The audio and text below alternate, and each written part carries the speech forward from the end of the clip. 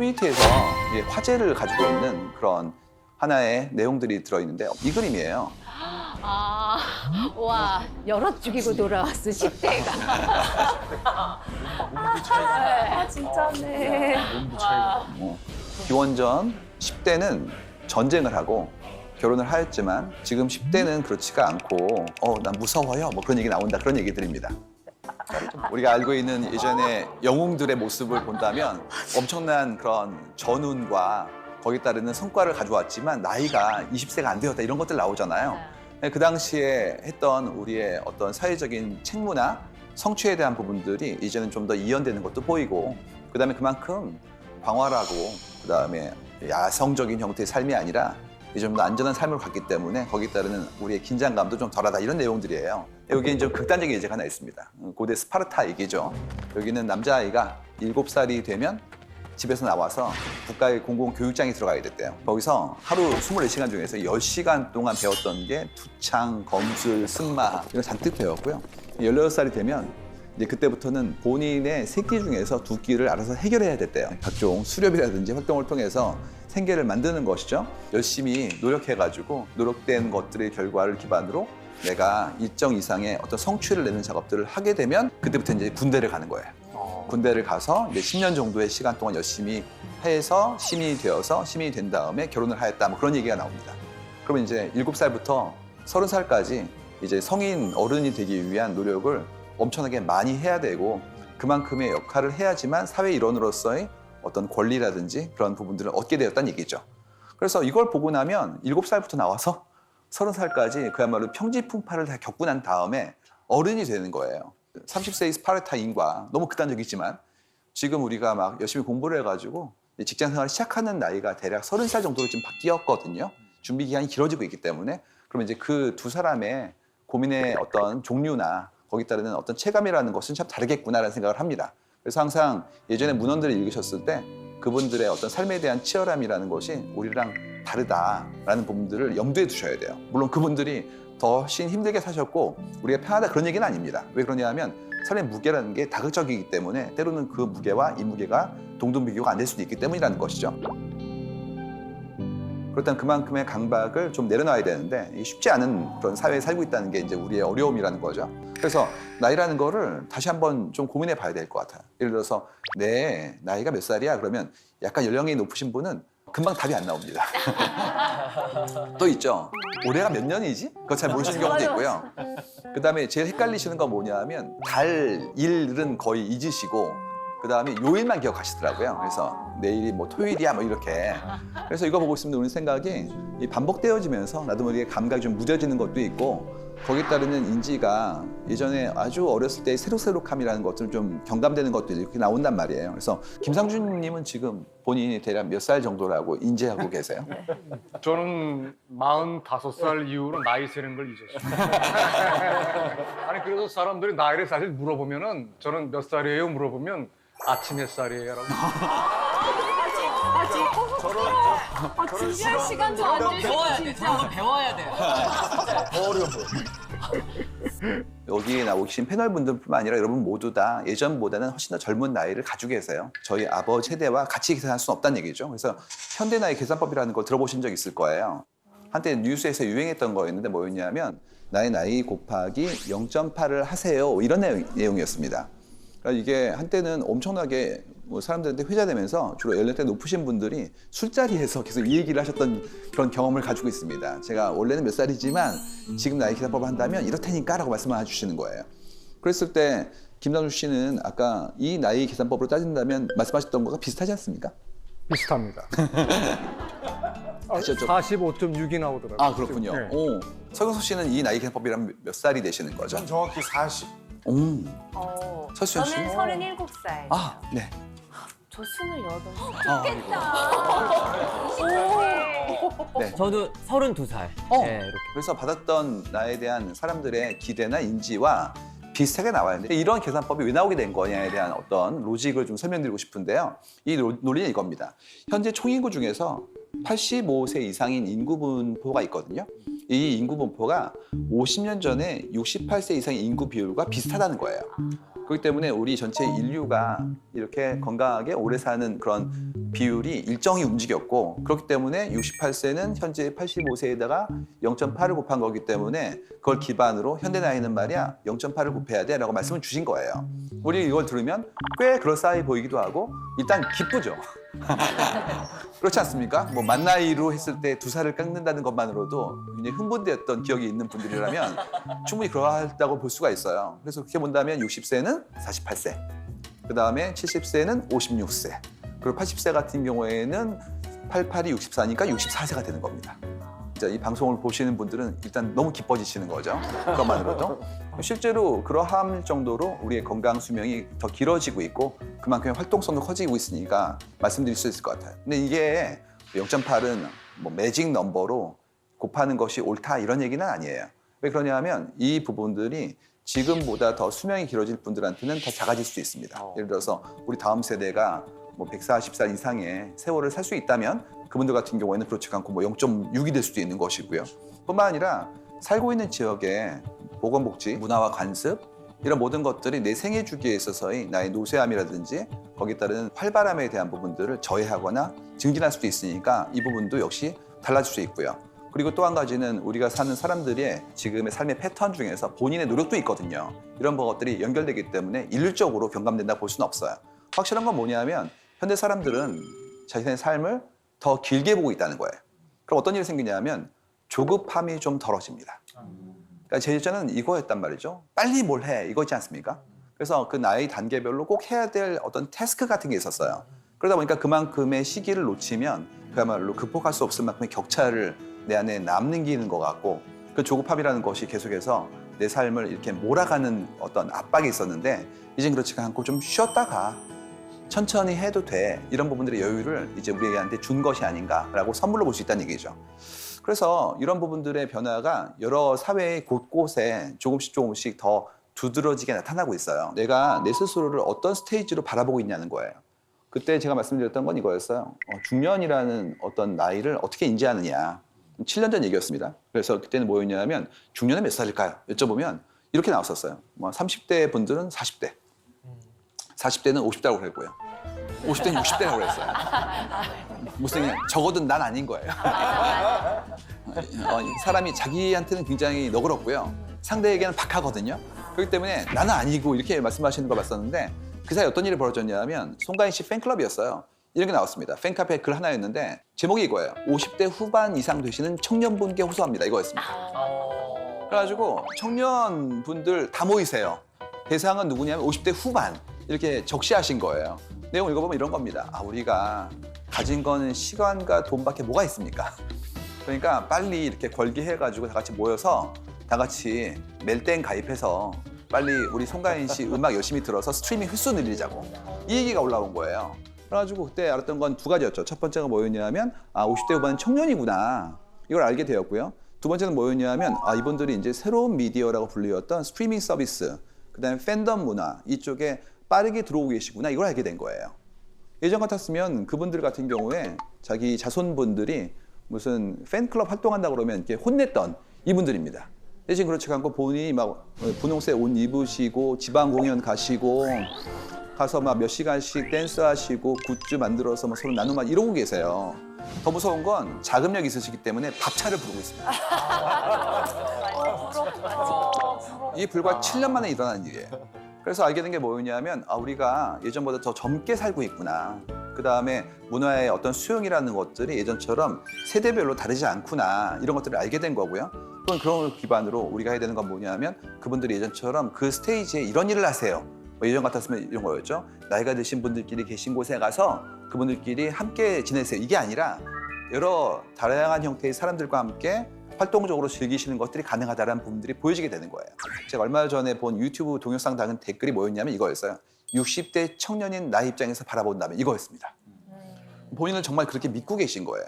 그렇기 때문에 우리가 알고 있는 기존의 유년기, 소년기, 청년기라는 부분들에 대한 정의가 다 달라질 것 같다. 넓어질 것뿐만 아니라 그만큼의 스테이지를 계속 부과하고 있다는 자신감으로 갈 수 있도록 어떻게 도울 것인가에 대한 것들도 좀 고민을 해봐야 되지 않을까 생각을 합니다. 변화가 생각보다 굉장히 빠릅니다. 내가 배웠던 것이 지금 옳지 않을 수도 있습니다. 사회가 변하고 있기 때문에 여기에 기준이 바뀌어진다면 내가 맞춰 살아야겠죠. 그렇기 때문에 그런 규칙이 변화되는 부분들을 내가 빠르게 습득하고 그를 기반으로 더 새로운 규칙을 만드는 작업들을 함께 하셔야 됩니다. 평등하고 배려하고 상대에 대한 생활에 대한 부분들의 배려가 커질 수 있는 사회로 간다면 미리 가게 하셔야 돼요. 양성평등 고용에 대한 기회가 이제 정상화되고 있죠. 근데 엄마를 본다면 여전히 짐이 무거워요. 왜 그러냐면 한국에서 지금 아이를 낳는 행위부터 기르는 행위, 교육에 대한 부분까지 엄마들의 몫으로 인식되는 경우가 있어요. 그래야 되는 게 아닌데 그렇게 인식되어져요. 사회적인 형태의 서포팅 시스템이 많이 미비되어지기 때문에 이런 어려움들을 어떻게 할 것인가에 대한 것들이 우리 사회에 굉장히 큰 이슈인데 아직은 공론화되었어도 해결책이 잘 안 나오고 있으니까 나름의 자구책이 나와요. 그게 어떤 거냐면 아빠만 가는 여행, 엄마만 가는 여행이에요. 해시태기 나와요. 해시태ግ 아들과 캠핑, 부자 여행 이런 것들. 엄마 역시 해시태ግ 딸과의 캠핑, 그다음에 모녀 여행 이런 것들이 엄청 나오고 있어요. 그러니까 예전 같았으면 아니 식구들이 다 같이 가야 되는 거 아니에요? 이게 기본이었다면 지금은 아니야. 이유가 좀 쉬어야지. 아이를 보는 행위가 너무 기쁘지만 내가 하고 있는 일상에서 내 고단함이 크기 때문에 하루쯤은 쉴 수도 있잖아. 이런 식의 문화가 만들어지고 있는 겁니다. 그래서 이거는 굉장히 흥미로운 그런 데이터입니다. 왜냐하면 저 같은 경우에도 저 어렸을 때 남산의 어린이회관에 갔던 기억이 있거든요. 남산에 어린이회가 있었어요. 네네. 네, 그걸 아십니까? 네, 저도 다녔어요. 거기가 지금 도서관 건물인데요. 거기에 저희 식구들과 함께 갔던 기억이 있는데 근데 그런 기억의 특징이 뭐냐면 고단함이에요, 고단함. 왜냐, 주로 어린이날 가거든요. 맞아요. 여러분 어린이날 눈치 전쟁 있지 않습니까? 근데 그땐 더했던 것이 그 당시만 하더라도 주일제는 기본이었죠. 그러니까 아이들과 놀 수 있는 시간은 명절 중에서도 어린이날 정도인 거예요. 부모 입장에서 그날은 반드시 나가는 거죠. 그럼 어떤 일이 생기냐면 식구가 총출동이에요. 저희 때만 하더라도 4명, 6명 이랬으니까 식구들이 함께 버스 타고 뭐 김밥 싸서 도시락 들고 어린이 회관 가서 사진 찍고 오는 게 다였단 말이에요. 너무 즐거운 기억이었지만 고단했죠. 근데 지금은 어떻게 되냐면 이런 거 나옵니다. 그냥 그거예요. 캠핑 갔는데 아빠랑 딸, 뭐 뮤지컬 보러 갔는데 엄마랑 아들 이런 식으로 나오는 거예요. 예전에 나이 드신 완고한 분들은 아우 부모인데 쉬는 시간이 있으면 아이를 봐야지 뭐 이런 얘기였다면 지금 그렇지가 않고 새로운 형태의 방법들이 이제는 일상화되고 있다는 얘기입니다. 그래가지고 뭐가 나오냐면 미국 데이터를 봤었는데요. 미타임이라는 게 있어요. 육아하고 가사에 너무 지친 부모가 제발 나 혼자 좀 있게 해줘. 그래가지고 함께 보내지 않는 시간이 있는데 그게 미타임이에요. 그래가지고 오늘은 나의 휴식이나 힐링을 위해서 나만의 시간을 보내야 돼라는 것들이 그분들 사이에서 굉장히 소중한 걸로 나왔었거든요. 그런데 한국이 무슨 똑같이 나만을 위한 시간을 보내고 싶어하는 분들이 이제 나오게 된 겁니다. 이런 현상을 실감하고 계신가요? 저희 집은 확실히 좀 달라진 게 저희 남편은 항상 딱 책임감이라는 그 무게를 어깨에다 짊어지고 있어서 누가 봐도 아주 한 번 좀 웃지 왜 이렇게 얼굴이 항상 어두워 이랬던 사람인데 딱 저한테 얼마 전부터 변화를 딱 얘기하면서 나도 행복해지고 싶어 이렇게 당당하게 얘기를 하더라고요. 그래서 내가 여행 가도 너 나한테 뭐라고 하지 마. 나 혼자 갔다 올게. 그래서 저도 제가 소중하니까 그럼 나도 이제 갔다 올게 해서 서로 따로 여행을 가기로 해서 저는 이제 6월 중반쯤에 47년 만에 처음으로 혼자 여행을 떠나요. 와. 한 번도 감사합니다.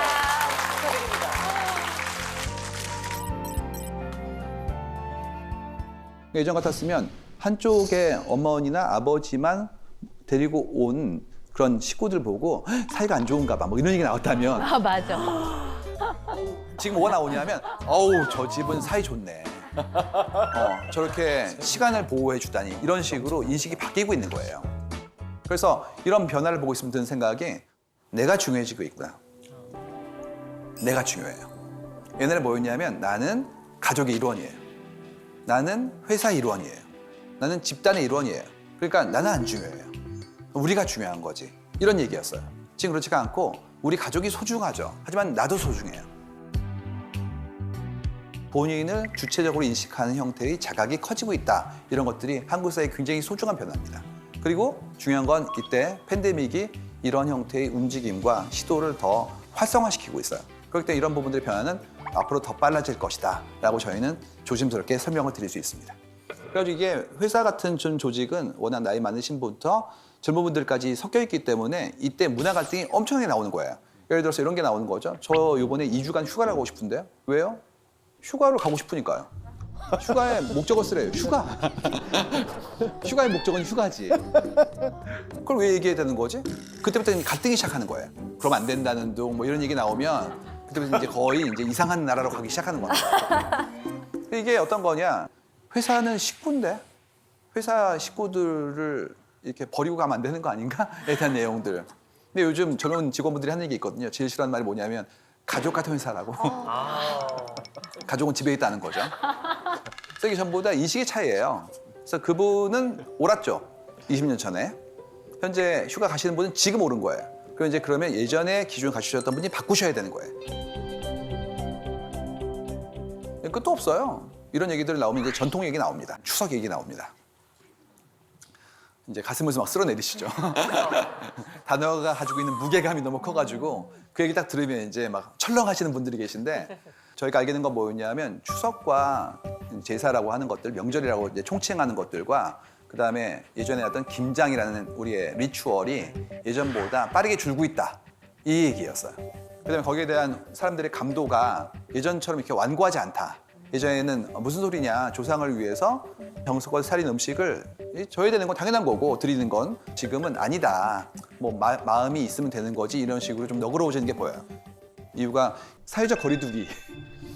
그래서 지난 2년 넘게 안 가도 되는 이런 어떤 엑스큐즈가 나온 거예요. 심지어 국가에서 가지 말라고 그러셨어요. 그래가지고 이 대안들이 나온 게 차에서 이렇게 오랜 시간 보내는 거는 스트레스가 있었죠. 집콕으로 이제 대행하고 그다음에 돈 봉투는 너무 쉬운 게 메신저로 보내면 됩니다. 맞아. 그다음에 추석 음식 엄청 많았잖아요. 뭐 음식 처리도 문제였고 허리 아프고 쌓여진 뭐 설거지도 더불어 나온 거였는데 이제는 그렇지 않고 집밥으로 해서 명절에 분위기를 낼 수 있는 간단한 요리들을 뭐 HMR이나 이렇게 만드는 것들을 보여주고 간소화된 거예요. 근데 그렇다고 해서 우리가 추석과 설이라는 명절에 대한 생각이 없어지지 않느냐? 그렇지는 않고 다른 형식으로 개성하는 것들도 표현해주고 있다는 얘기입니다. 그리고 보면 드는 생각은 뭐였냐면 그렇게까지 해야 됐었을까 지금까지? 이런 얘기 나오죠. 이제는 합리적으로 재정의해보자.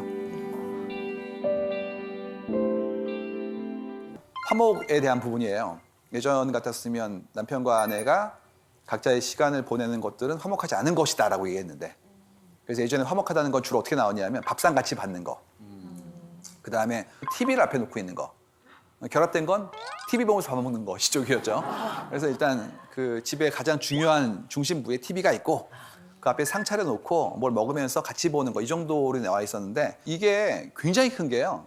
화목함이란 어떤 것인가에 대한 부분들에 우리가 가지고 있는 예전의 기억들이 있거든요. 드라마에서 재현되기도 해요. 그런 장면이. 예를 들어서 응답하라 시리즈 같은 거 보시면 식구들뿐만 아니라 심지어 옆집 친구도 와서 TV를 같이 보고 있죠. 이렇게 막 응원하고 그때의 어떤 열정이나 공감에 대한 것들이 엄청나게 아름다운 옛날 추억으로 인식되잖아요. 근데 지금 그거 불가능하거든요. 네. 그렇게 보지도 않고요. 이유가 지금 뭐 넷플릭스부터 OTT 같은 경우에 개인별로 프로파일 있잖아요. 그러니까 지금 내가 보는 것들이 나의 취향이 더 세분화되고 있어가지고 몇만 개 이상으로 분류가 돼요. 그러니까 함께 보는 일은 마땅치 않단 말이죠. 맞아. 그래서 어떻게 되냐면 함께 있지만 보는 건 다 따로 보는 거. 그래서 셀폰 보고 패드 보고 있으면서 함께 있는 거. 그러니까 온도는 느끼고 있지만 나의 관심사는 각자로 가는 거. 이런 식으로 이제 움직이는 게 보여요.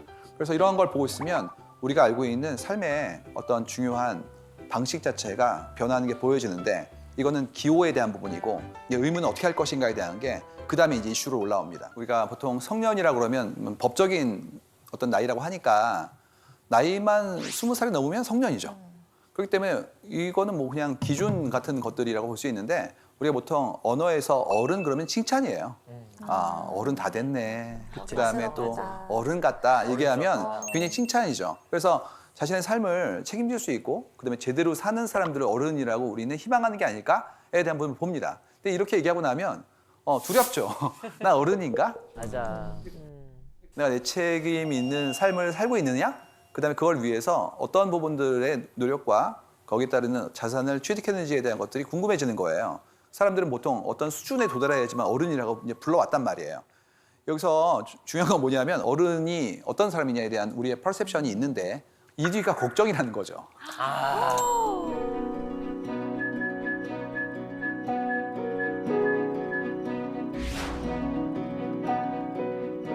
이게 이제 힘든 거예요. 그러니까 그 얘기 많이 들었어요, 옛날에. 아, 너도 이제 결혼했구나. 그러면 사람 구실을 해야지. 어떤 얘기냐? 친척들 대소사도 찾아뵙고, 그다음에 누구 돌잔치도 가야 되고, 뭐 이런 얘기도 막 나온단 말이죠. 이제 일가를 이뤘으니까 드디어 네가 사회적 구성원으로서의 책무를 다해야 되는 거 아니니? 이런 얘기들이 암묵적으로 엄청 들어온단 말이에요. 그럼 이제 드는 생각은 그거죠. 아, 나도 이제 집단의 일원으로서 책임을 다해야 되는구나라는 중압감도 있고, 또 한 가지는 그걸 못했을 때의 불안함이 있잖아요. 그러니까 명절이 두렵죠. 5월은 진짜 힘들죠. 그렇지. 맞지. 뭐 거기다가 요 최근에 나왔던 축의금까지 합해지면 이제 거의 통장되는 그런 상황이라서 내가 어떤 수준에 대한 욕망은 있는데 그거를 이루지 못했을 때 그 불일치가 불안감이에요. 그래서 불안감을 어떻게 바라볼 것인가에 대한 것들을 바라보는데 이게 팬데믹 때 엄청 늘어났어요. 그 불안감, 외로움에 대한 부분들은 굉장히 빠르게 늘었거든요. 그럼 이제 우리 든 생각은 뭐였냐면 이걸 어떻게 해소하지에 대한 어떤 자구책을 찾는단 말입니다. 어떻게 2년 반 동안에 지내오셨어요, 여러분들께서는? 사실 이제 공연 같은 경우는 일단 기본적으로 관객들이 이제 들어와야지 저희가 공연이 이루어지는 건데 아무래도 사람이 많이 몰리는 형태는 많이 좀 저희가 그 권장하지 않는 분위기였기 때문에 개런티도 좀 깎아야 되고 네. 이미 그렇게 시작을 했는데 출연하는 배우가 혹여 어떤 바이러스 감염이 됐다고 하면 이게 공연 자체가 그냥 무상이 돼버리니까 경제적인 거에 굉장히 큰 타격이 이제 있었죠. 오늘 오신 모든 분들이 똑같은 일을 겪으셨을 거예요. 그러니까 불확정해지는 거예요. 그렇죠. 그러니까 내일 일을 알 수가 없고 지금의 나의 기반이라는 것이 얼마만큼 유리 같은지를 알게 된 거거든요. 내가 미래에 대해서 잘 몰라왔는데 그 미래에 대한 기존의 아주 작은 기준마저도 흔들리기 시작하는 거예요. 그럼 이제 어떤 일이 생기냐면 불안감이 커집니다. 그만큼의 불안감이 때에 따라서는 우울감으로 오기도 하고 병리적 현상으로 나오기도 하고 이런 일들이 막 벌어지고 있죠. 그래서 이제 예전에는 꺼리던 정신과를 내과 가듯이 가는 거예요. 그래서 이제 그러한 부분들의 본인의 도움을 적극적으로 청하는 분들이 엄청 늘고 있어요. 그래서 예전 같았으면 뭐 현실이 때문에 정신과에 잘 가지 않아요 이러는 분들이 이제 그렇지가 않고 내가 직접 검색해 봤고요. 의지를 가지고 한번 극복해 보려고 하고요. 추천받았어 이런 식으로 적극적으로 바뀌고 있어요. 굉장히 다행이죠. 그래서 이런 부분들을 선택하는 능동적 키워드에 올라간다는 것은 우리가 그런 어려움을 예전처럼 이렇게 쉬쉬하거나 계속 방치하는 것이 아니라 내가 나름대로의 방법을 넘어선 전문가의 도움으로 이제 해결하고 싶어 한다라는 것들을 볼 수 있죠. 그러다 보니까 이제 국민 멘토 오은영 박사님이 굉장히 소중한 분으로 올라오고 있고 심리 상담소 컨셉의 프로그램들이 엄청 인기를 끌고 있죠. 재밌는 건 예전에는요. 그런 상담 코너 같은 게 주로 부부 상담이 많았고 그분들이 아침 방송에 나오시면 항상 그늘막 뒤에 있었어요. 그래가지고 얼굴 안 보여주시고 그다음에 목소리 변조하고 이렇게 나오셨는데 이제 그렇지가 않고요. 일반인 분들도 본인 얼굴 다 밝히시고 얘기하시잖아요. 이유가 다 힘들기 때문이에요. 맞아. 나도 힘들고 당신도 힘들고 우리 모두 힘든 겁니다. 그만큼의 어려움을 이제는 사방에 알리고 적극적으로 도움을 받고 있기 때문에 그만큼의 열려진 상황이라는 것이 우리에게 좀 더 나은 위안을 줄 수 있도록 바뀌고 있다는 얘기예요. 제가 얼마 전에 성효섭 씨 케이스를 봤는데 상담 프로그램에서 본인 고민을 얘기하셨더라고요. 네. 용기 있게. 태어나서 처음으로 심리 상담을 오은영 박사님한테 얼마 전에 프로그램 때문에 받았는데요. 동업을 했어요, 이렇게. 좀 아닌 게 판명이 됐어요. 제가 떠안아요. 그런 상황에서. 서경석 씨는 에로건트한 거예요. 약간 오만한 거예요. 근데 다 감당을 해야 된다고 생각하는 거죠. 결과적으로는 저는 너무 잘했다. 네, 그래서 오만함을 버리고 이젠 저도 막 의지도 하고요. 안 될 때는 미안한데 나는 안 되겠다. 이렇게 하니까 지금 훨씬 더 일이 더 편해지고 마음도 지금 얼굴 좋아진 거 봐. 엄청 좋아졌어요. 괜찮지? 네. 폈다 폈어. 저는 오랜만에 배웠는데 정말 편해지셨어요. 제대로 그만큼의. 꽃 피우고 있어요. 그래서 다른 분야에 전공하시고 공부하시는 선생님들 계시잖아요. 그분들이 예상외로 우리의 기대보다 더 높은 수준의 우리 삶에 대한 이해를 가지고 계신 경우가 꽤 있어요. 그래서 전문가들과 상의해 보시고 본인의 삶에 대한 어떤 지침을 받는 것도 소중하다. 재밌는 거는 이제 이때 도움을 얻어야 되는데 이 도움의 고민이 과연 나한테만 있는 것이냐, 우리 모두에게 있는 것이냐에 따라서 처방이 달라요. 나한테만 있는 거라면 내가 노력하고 내 환경을 바꾸려는 시도를 해야겠죠. 근데 그렇지 않고 우리 모두한테 있는 거라면 전체 문화를 바꿔야 돼요. 이 얘기를 좀 해보도록 하겠습니다. 이건 좀 시리어스한 얘기인데요. 인생 주기에 따라서 어떤 고민을 하고 있느냐 이제 이 문제를 본 거예요. 재밌는 거는 뭐 20대, 30대, 40대, 50대 다 각자 본인의 삶의 스테이지에 맞는 고민을 합니다. 예를 들어서 20대 같은 경우에는 취업, 그다음 30대 분들도 마찬가지로 취업과 연인 관계 같은 것들 굉장히 중요하죠. 새로운 사람 만나고 헤어지고 이런 작업들이 경험이자 스트레스일 수 있으니까.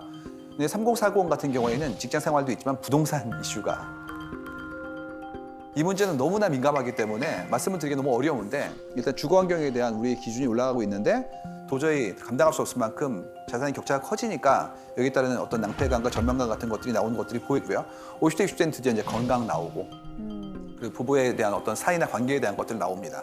좀 차이가 있다면 40대 이하에는 어떤 건강, 의사 이런 부분들이 이제 올라오는 게 50, 60대예요. 그래서 당연히 관리하고 치료하는 작업들을 해야 된다는 게 나오고요. 저희가 이제 마음은 따로 볼 때가 있어요. 근데 이 경우도 마음은 좀 따로 봤어요. 이유가 너무 스트레스가 많으셔가지고 봤더니 여기에 역할이 단순히 마음이 아니었어요. 엄마로서, 딸로서, 그다음에 누군가의 며느리로서 이런 것들이 엄청 나오는 거예요. 관계에 의한 스트레스가 많으셔가지고 이런 부분들이 참 어렵구나라는 것을 알게 된 거죠. 그래서 이걸 보면 드는 생각이 각자 나이별로 고민이 있다. 고민이 당연히 오는 거일 수도 있고 어떤 건 사회적 형태의 텐션이 있는 것도 있는데 어쨌든 있다라는 걸 이제 알게 된 겁니다. 그래서 여쭤보고 싶어요. 어떤 고민이 있으신지. 성현석 씨 있으십니까? 요즘 고민? 저는 이제 50이 됐으니까요. 이제 10년 후쯤에를 대비해서 지금 어떤 준비를 해야 하나. 네. 또 저는 그냥 좀 닥친 이제 출산을 어떻게 해야 할까 너무 무섭다라고 뭐 출산이 다들 그렇더라고 안에 있을 때가 편할 때라고 하시니까 지금도 나는 꽤 불편한데 도대체 얼마나 더 힘든 앞날이 펼쳐지는 걸까 뭐 내가 엄마가 될 수 있을까 약간 이런 고민들 요새 하고 있어요. 김홍윤 씨도 저는 이제 제가 지금 이제 40대 대한민국을 살아가는 미혼 남성으로서 과연 노후에 대한 준비를 어떻게 하는 게 맞는 것이냐 이런 거에 대한 고민을 하죠. 저희가 계속해서 이제 누군가의 일상을 바라보고 그 감정을 바라보는 일을 하면서 느낀 게 뭐였냐면 각자 다 다른 생각하는 것 같은데 상당히 일치하는구나라는 걸 볼 때가 있어요. 저희는 이제 패턴 보는 게 직업이니까 재밌는 게 모든 고민 글이요 출발할 때 제가 몇 살인데요 이거를 어떻게 할까 이렇게 시작해요. 그러네. 그래서 되게 놀랍습니다. 저는 이제 50이 됐으니까요. 제가 지금 이제 40대 대한민국을 살아가는 미혼 남성. 그래서 맞아. 응당 이때는 이걸 해야 돼 내지는 내가 좀 지난 다음에 이걸 준비해야 돼에 대한 부분들을 굉장히 많이 우리는 받아온 것 같아요. 그러다 보니까 그 스테이지에 내가 그 미치지 못한다고 느껴지는 순간부터 엄청난 그런 고민을 하나의 걱정으로서 승화시키고 있는 거죠. 나의 가치와 나의 기준을 유지할 만큼의 독립적인 삶에 대한 주도권을 가지고 있을 것인가가 이제 마지막에 나와요. 다시 말해서 자각을 했죠. 예, 느낍니다. 난 여기 있을 사람이 아니야. 이제 어디 갈 거냐, 어떻게 살 거냐에 대한 부분들, 혹은 타협할 거냐. 일정 부분만큼은 타협을 하고 소울리스죠. 일은 하지, 소울 없이. 하지만 이제 내가 하고 싶어하는 일에 대해서라면 더 많이 몰입하고 이런 것들이 나오게 되고 특정한 어떤 직업이라든지 직장에 더 이상 목매지 않고 나의 소득과 소비에 대한 부분들을 잘 밸런스를 해가지고 내 삶을 살아나가겠다는 부분들이 많이 보여지게 되니까 자연스럽게 경제적 독립을 얘기해요. 그래서 일정한 수준 이상의 금전을 모으거나 준비를 해서 나는 현재의 직업에서 다니고 싶은 기간이 제한되어 있기 때문에 평가 보상 체계를 빨리 주세요가 나오기 시작했어요. 예전에 우리 방식은 뭐였냐면 이거였어요. 처음에는 일을 배우고 그다음에 전체의 구조에서 내가 빠르게 움직이는 일을 하고 있는 사람이기 때문에 평가 보상은 좀 받게도 돼. 나중에 고위 직급자가 되면 그때 많이 평가해주고 보상해줄게 이런 식으로 이연된 보상이었어요. 근데 지금 뭐가 나오기 시작했냐면 이런 게 나옵니다. 그러니까 사원분은 약간 좀 힘들게 일해도 나중에 부장님 되면 더 나아지니까 다 같이 함께 가자고 그랬더니 그때까지 안 다닐 건데요가 나온 거예요. 명백히 안 다닐 거다. 그렇기 때문에 지금 달라. 이게 나온 거예요. 그래서 이거는 어떤 거냐면 그분의 가치관과 사회 변화가 함께 버무려진 거예요. 예전에는 평생 직장, 연공 서열, 그다음에 집단주의 이런 것들이 잔재 함께 가는 거다. 그러니까 부족해도 함께 가고 그다음에 과해도 함께 가고 우리는 사이좋게 이런 얘기였고 지금은 저는 일을 했으니까 저한테는 지금 보상하세요로 사회가 바뀌고 있는 겁니다. 그걸 이제 뭐라 부르냐면 공평보다 공정이라고 불러요. 이런 일들이 언제 또 이슈가 나왔냐면 이번에 팬데믹 때 나왔어요. 왜 그러냐? 협업의 툴을 통해서 각자의 기여도가 산정되면서 프리 라이더가 누군지가 보여지기 시작한 거예요. 예를 들어서 이런 게 나오는 거죠. 월요일 날 김사원이 그거를 완성한 거예요. 근데 그거를 화요일 날 박 대리님한테 드린 거죠. 박 대리님이 그거를 바로 박 과장님한테 토스를 한 거예요. 근데 박 과장님이 그거를 3일간 처박아 놨어요. 그 다음에 마지막 날 부장님한테 드렸어요. 부장님이 그걸 들고 와서 본부장님한테 드린 거죠. 본부장님이 훌륭한 플랜이라고. 역시 3팀이 최고. 그런데 데이터를 열어봤더니 김사원이 만든 거였단 말이에요. 그리고 그 가운데 있는 사람들이 아무도 손 안 댄 거예요. 그래서 리비전 없이 나흘간 딜레이가 됐기 때문에 오히려 가운데 있던 분들은 시간을 지체하고 기여가 없었다는 것이 보여지게 된 겁니다. 우리가 하고 있는 일들이 이제는 계측되어지는구나. 과정이 다 남는구나. 그래가지고 지금 많은 글들이 뭐가 나오냐 이런 거 나옵니다. 일하지 않는 사람 빠져라. 지금까지 협업이라는 그런 테두리 속에서 있었던 가운데 있었던 일하지 않는 사람들의 무임승차가 이제는 좌실되지 않겠다는 것들이 올라오기 시작한 겁니다. 이게 지금 너무나 많은 곳에 나오고 있어요. 그래서 결론은 일을 하자. 일을 하자. 함께 아니라 각자 하는 거다. 이게 지금 굉장히 빠르게 나오고 있는 것들이고 그렇다면 그 과정 속에서 내가 어떤 기여를 할 건지에 대한 것들을 바라본다. 이런 내용들을 보시면 될 것 같아요. 자, 이 모든 것들이 결국 우리 삶의 변화가 느껴지고 관리되어지고 남게 되고 현실화되는 부분들의 전환기 속에서 기존의 가치관과 문화와 갈등이 일어나는 것들을 바라보게 되는 거예요.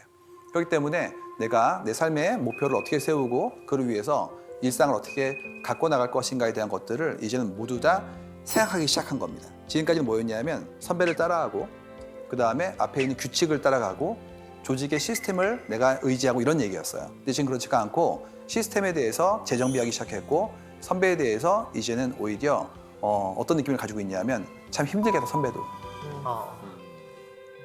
선배를 믿지 마세요. 걔가 더 힘들어요 지금. 이 모든 변화를 어떻게 내가 수용할 것인가는 앞에 있는 사람들을 바라볼 것이 아니라 옆을 바라보고 우리의 현재와 그를 기반으로 했던 새로운 형태의 것들을 얻는 방법으로 가고 있다. 그러다 보니까 선배가 아니라 이제 인생의 멘토를 다른 곳에서 찾기 시작합니다. 멘토에 대한 것이. 상조님도 멘토가 있으세요? 저는 멘토가 그때그때마다 바뀝니다.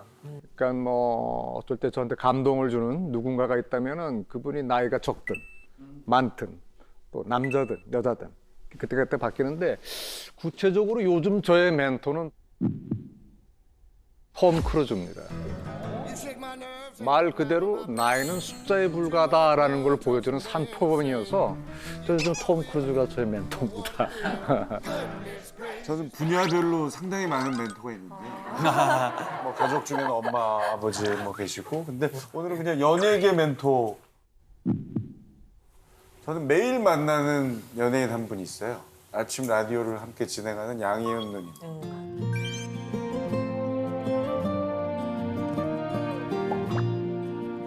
그리고 오늘 7년 만에 만난 상중이 형. 이 두 분의 공통점이 있는데요. 그 업계에서 어마어마한 것을 이루었음에도 불구하고 항상 초심에서 일을 하세요. 그러니까 시간을 보면 알거든요. 여성시대 9시 5분에 시작하는데 양희은 누님 8시 5분에 와 계세요. 그리고 상중이 형 어쩌다 오른 녹화 2시간 전에 와 계세요. 그리고 또 하나 또 공통점. 두 분 다 끊임없이 자기 개발. 양희은 누님 히트곡이 수백 곡인데도 매년 신곡을 내세요. 네. 상중이 형 진짜 7년 전이나 지금이나 어떻게 관리를 잘하는지 무슨 저 냉동실 들어갔다 나온 사람. 저렇게 관리를 잘하시는 제 연예계 멘토 두 분. 사람들은 자기 비전을 위해서 배우고 도전하고 노력하고 있기 때문에 멘토가 요구되는 거예요. 예전에는 그분들이 수련받는 스승님이라거나 선배님, 사형 그랬죠. 근데 이제 그렇지가 않고 우리의 비전이 다르기 때문에 각자의 멘토를 찾고 있는 것이에요. 그래서 인생 멘토가 필요하게 있는데 멘토를 좀 봤죠. 그랬더니 이제 오은희 박사님 당연히 수익권에 올라오고 계시고 흥미로운 게 유튜버가 나와요. 그러니까 다 다른 분야의 전문성이 있기 때문에 각자가 찾고 있는 거예요. 예전처럼 위인 그렇게 얘기하는 게 아니라 이제 내가 원하는 필드의 전문성을 가지고 있는 분한테 내가 배우는 것이고요. 흥미로운 건 아이유 씨가 나옵니다. 아이유 씨가 멘토로 나와요. 그래서 우리가 보기에 아이유 씨는 상대적으로 젊은 나이잖아요. 하지만 그의 공력과 쌓아왔던 그런 과정에서의 치열함이라는 것이 우리에게 교훈을 준다고 하기 때문에 이제는 말씀하신 것처럼 나이가 많고 적고의 문제가 아니라 쌓아왔던 것들을 기반으로 이제 멘토를 찾고 있다고 볼 수가 있습니다. 얘기는 뭡니까? 어른이 무엇인지. 우리는 어른이 될 수 있을까? 난 이미 어른이 되었나? 이런 얘기들이에요. 그야말로 지금 어떤 상태냐면 눈을 떠보니까 갑자기 어른이 돼 있는 거예요. 나는 여전히 아이인 것 같은데 어른이 되어 있고 그다음에 또 한 가지는 그 어른이라는 분들이 예전에는 굉장히 크고 모든 거를 해결해 줄 수 있을 것 같았는데 막상 내가 얼마만큼 불안하고 나약한지를 알게 된 거죠. 그렇기 때문에 이런 모든 변화를 내가 어떻게 수용할 것인가에 대해서 좀 숨가 빠지고 있어요. 근데 여기에 팬데믹이 오고 그다음에 지금 나왔던 자동화가 되면서 더 어려워지는 겁니다. 지금 키오스크 엄청 많죠. 처음에는 뭐 공공기관 쇼핑몰 갈 때마다 체온 측정하는 그 정도였어요. 지금은 뭐 QR코드 넣고 그다음에 소독약 나오고 인식되고 이런 것도 나오고요. 또 한 가지 뭐가 나오냐면 가는 곳마다 이제는 상점이 자동화되기 시작했어요. 제가 얼마 전에 서울 시내 한 아파트 단지에 갔었는데 거기가 엄청나게 큰 단지인데 1, 2층이 상가로 꽉 채워진 거예요. 근데 최근에 상가가 쉽지 않거든요. 왜냐하면 배달 서비스도 있고 그다음에 또 세탁도 도와주시고 이러니까 동네 상권이 어려워요. 근데 여기는 분양이 끝났더라고요. 봤더니 절반 이상이 무인이었어요. 무인 독서실, 무인 운동하는 곳, 심지어 무인 갈비집도 있었습니다. 갈비집 뭐였냐 하면 밀키트 갖다가 구워 먹는 그런 시스템이었어요. 그래가지고 지금 가는 곳마다 엄청나게 무인이 많아지고 있는데 근데 이슈는 뭐냐면 그거를 어떤 분은 좋아하시지만 어떤 분은 힘들어하시죠. 로봇 카페가 생겨가지고 제가 가서 관찰하면서 봤었는데요. 흥미로운 게 젊은 분들은 오셔가지고 아무렇지도 않게 앱으로 사용하시고 앉아서 막 공부도 하더라고요. 근데 나이가 드신 분들은 들어오길 주저하시는 걸 본 거예요. 아이들과 함께 오시면 가스로 수가 있는데 아닌 경우에는 이렇게 쭈뼛거리시다 가시더라고요. 그래서 이제 뭐가 생각나냐 하면 예전에 제 어렸을 때 생각이 났어요. 제가 이제 막내로 자라가지고 세상 일에 서투르니까 저희 어머니가 저를 데리고 은행에 데려가시더라고요. 가가지고 뭐라고 하셨냐면 여기 통장 만들어 보라고. 제가 나는 낯설고 무서워서 못한다고 말씀드렸더니 해보라고 하셔가지고 엄마는 뒤에 계시고 전 앞에 가서 만들었거든요. 그때 뭘 느꼈냐면 뿌듯함을 느꼈어요. 아, 내가 어른이 하는 일을 했구나. 그리고 그때 뒤에 계신 엄마가 돌봐주셨던 것이 엄청난 의지로 남아있었거든요. 근데 지금은 거꾸로 제가 어머님들을 돌봐드려야 될 나이가 된 거예요. 이유가 어머님들이 인생의 지혜가 쌓였지만 밖에 있는 QR코드니 아니면 키오스크니 이런 부분들은 힘들어하시죠. 그러니까 이제는 오히려 그런 나이가 드신 분이 인생의 지혜와 무관하게 생존의 어려움을 겪을 만큼 우리 삶이 더 복잡해지고 있는 거예요. 그렇기 때문에 어른이 된다는 게 예전에는 그냥 지혜를 얻고 삶의 기준이 생기고 경험이 생기면 어른이 되었지만 이젠 그렇지가 않고 뭔가 제대로 하기 위한 학습과 습득에 대한 부분들이 요구되는 형태대로 가고 있다는 얘기입니다. 그렇다면 이제 어른이라는 것은 독립적이어야 되고요. 그다음에 배려와 영향력을 갖출 수 있어야 되고요. 제일 중요한 부분인데 사회 변화에 맞춰갈 수 있어야 돼요. 이렇게 하는 거야가 아니라 이렇게 하는 거구나 라고 새로 배우고 그런 새로 배운 경험들을 어떻게 상대편에게 나의 지혜와 함께 녹여서 전달할 것인가에 대한 부분들을 바라봐야 되겠다라는 얘기가 이제 떠오르게 되었습니다. 얼마 전에 제가 좋아하는 한 영화 감독님이 티셔츠를 입고 오셨는데 너무 인상적이었어요. 제가 이제 가져왔습니다. 그 티셔츠를. 뭐라고 써 있냐면 Growing old is mandatory, but growing up is optional. 늙는 건 필수, 성장은 선택이에요. 나이 든다는 건 누구나 당하는 일인데 성장은 아무나 하는 게 아니야. 이런 얘기입니다. 여러분 어떻습니까? 예전에는 그냥 나이 든다는 게 어른이 된다는 게 당연히 내가 얻게 되는 것이라고 생각했죠. 조건 실건. 이제 그렇지가 않고 그건 늙는 거고요. 내가 어른의 제대로 된 어떤 위치와 거기에 따르는 책임을 전부 다 감당할 수 있을 만큼 한다는 건 성장한다는 얘기예요. 성장이라는 게 옛날에는 이런 식이었어요. 성장은 뭐 국가가 하는 거야. 경제 성장 이런 얘기였거든요. 근데 지금 그렇지가 않고 우리 아이 크고 있네. 잘하고 있네. 이게 성장으로 사적인 걸로 우리 사회가 좀 더 각자의 일상이 소중한 사회로 가고 있습니다. 그렇기 때문에 이만큼의 성장을 아이가 아니라 우리 모두 해야 돼요. 사회가 바뀌었기 때문에 그만큼의 성장을 갖지 못하면 이 사회에 있어서의 함께 가는 사람들에게 짐이 될 수도 있고 그만큼의 나의 욕망이 제한될 수 있기 때문에 그런 것들을 어떻게 할 것인가에 대한 부분들을 바라보는 작업들이 필요하게 될 것 같습니다. 그래서 여기 계신 모든 분들, 강의 들으신 모든 분들이 그냥 단순히 나이 드는 것보다 자라나는 나에 대한 부분들에 대해서 집중할 수 있게 그를 통해서 더 지혜롭고 현명한 어린이 되시기를 제가 축복해 드리고 싶습니다. 감사합니다.